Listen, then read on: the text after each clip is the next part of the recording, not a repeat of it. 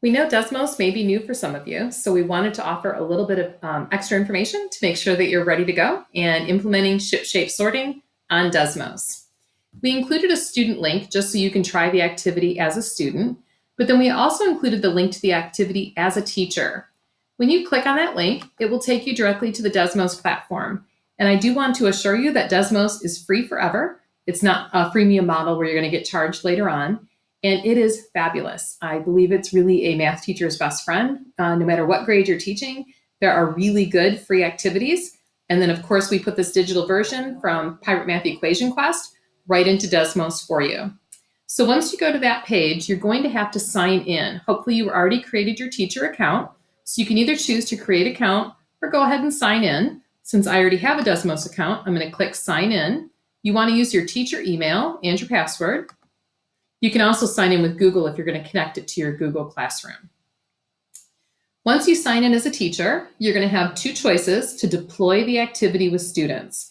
You will either be able to create a single session activity code, or you can assign it to your Google Classroom. And you just do that right here with the assign option. Either assign to your classes or assign a single session code. There are also ways that you can add a co-teacher or a para to the dashboard.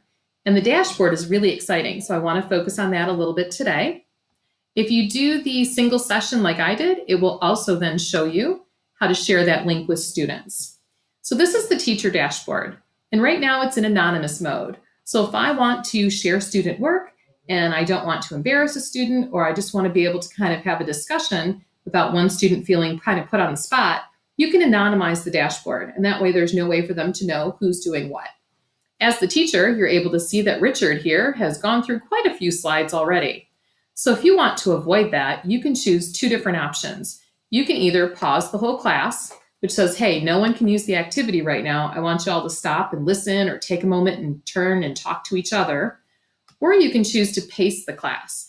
And you can say, you know what, today, I only want you to focus on screen 1. And then no matter what students do, they're only going to have that one screen to work on.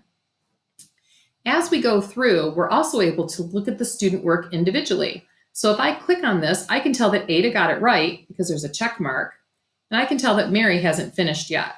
So if I want to take a look at what Ada did, I can double click and then look how she sorted her cards. You can click this box here to double check the answer key, and it will show up green or red depending on how she did her sorting.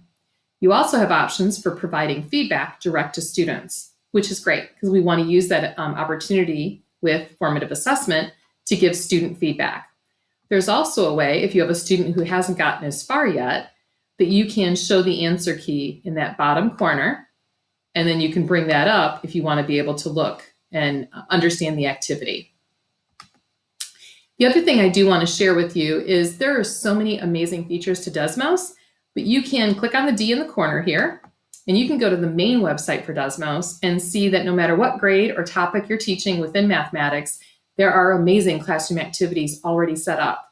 And so this is one of those tools that if I were in the classroom, I'd be using this as a regular supplement to my instruction. There's a lot of potential for good instruction, building in those visuals. It's free forever, and it also offers great formative assessment. So if you'd like to learn more about DESMOS, let me know. Or you can go to their learning page because they offer great videos that'll get you started, as well as a Facebook group, DESMOS for Educators, that can be really helpful because they'll share activities that you won't even find on the DESMOS website. So lots of good information. We also have starter screens to look at those social emotional warm openers. So thanks, and I hope you're inspired to use DESMOS.